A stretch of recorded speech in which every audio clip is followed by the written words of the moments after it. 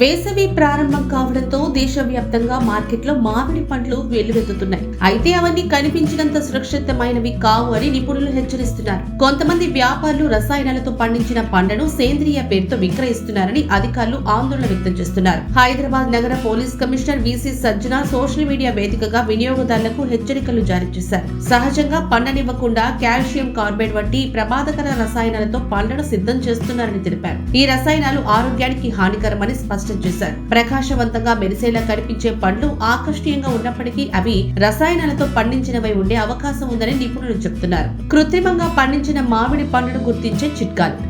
రంగు గమనించండి.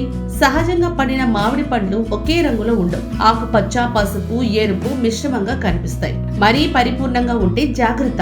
పూర్తిగా ఒకే పసుపు లేదా బంగారు రంగులో ఉన్న పండ్లు అనుమానాస్పదం. లోపల పరిశీలించండి. బయట పండినట్లు కనిపించినా లోపల గట్టిగా లేదా పచ్చిగా ఉండొచ్చు. వాసన చూడండి. అసహజమైన లేదా రసాయన వాసన వస్తే కొనకండి. తొక్కపై గుర్తులు, మచ్చలు లేదా ప్యాచెస్ ఉంటే జాగ్రత్త.